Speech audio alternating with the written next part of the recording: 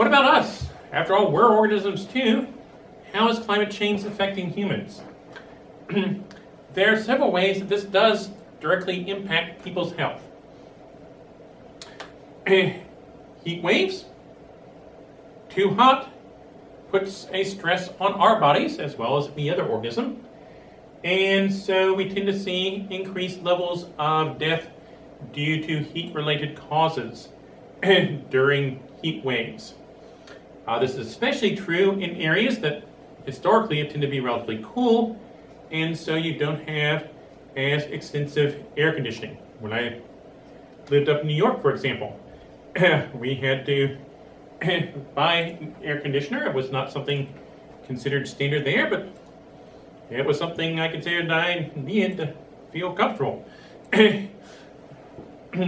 So, as things are getting warmer across, say, kind of northern U.S. into Canada, a lot of Europe, you have areas that haven't had to deal with these high temperatures. Now they're experiencing them, and people, especially ones with somewhat more fragile health to begin with, are having some significant problems. Also, there are things able to expand with warmer temperatures that aren't good things to have around. A number of disease-carrying organisms have been able to spread thanks to warmer conditions. Mosquitoes, for example, malaria is now appearing in parts of Africa, whether it's higher up in the mountains or getting out away from the equator, where it used to not be a problem. Those malaria mosquitoes are now able to occur in places that have been safe. And there are many other insect-carried things. Also, other hosts, schistosomiasis, that's a parasitic worm-caused disease, and those worms have snails as the other host. And those snails can be found as invasive species up now to Charleston, South Carolina. Now, fortunately, those don't happen to have the worms living in them, but if somehow the worms were to get there, we could see problems with schistosomiasis showing up within the U.S. Of course, it also relates to sanitation and other issues there. But some of these diseases, Zika, showing up in the Caribbean and into Florida. West Nile virus was able to get established in the U.S. because mosquitoes were able to survive over winter in the New York City sewer systems and the like. So we're seeing spread of disease-causing organisms. We're seeing heat-related health problems. Agriculture, coastal areas are getting flooded, keeping us from growing things there. Species that we want to grow may not do so well in warmer conditions. Things that we don't want may like the warmth. So you have a variety of difficulties there. For example, America's dairyland, cheeseheads, in Wisconsin. Yeah, we have cows around here. There are dairies, but to really have big-scale production of lots of milk, you want a cooler climate than here, more like across the northern tier of the U.S.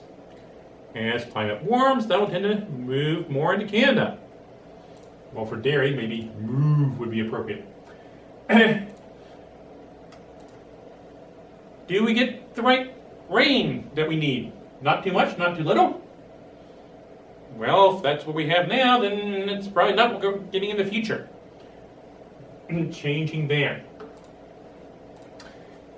Mid to high latitude, far from the equator, warming does tend to make a lot of the plants grow more. But too hot near the equator, and you tend to have less growth. It's been calculated that, in fact, probably already through the 1900s, the more higher latitude countries, like in Europe and US, Canada, have tended to benefit, and the more tropical countries have tended to be harmed by the climate change that's happened already. Keep on, that will get more extreme. And people tend to be, again, not paying great attention. Hey, my grandpa grew these things here. Why can't I? Because the climate's changed and they don't grow here so great anymore. Well, then the government needs to pay me. Well, how about if you actually shift what you grow? That might be a more practical approach.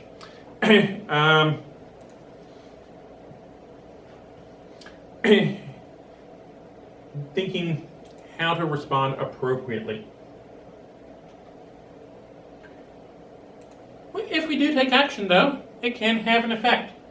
As mentioned, the chlorofluorocarbons, though industrially useful in refrigeration, aerosol, but the harmful impact on the ozone layer and resulting problems with UV, affecting people as well as plants and animals.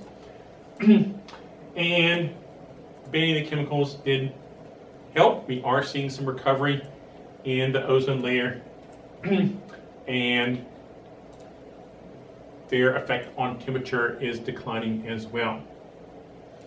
Now, it takes a while for these to totally get cleaned out of the air, even if we can get China to stop illegally making stuff. But we're seeing improvement at any rate.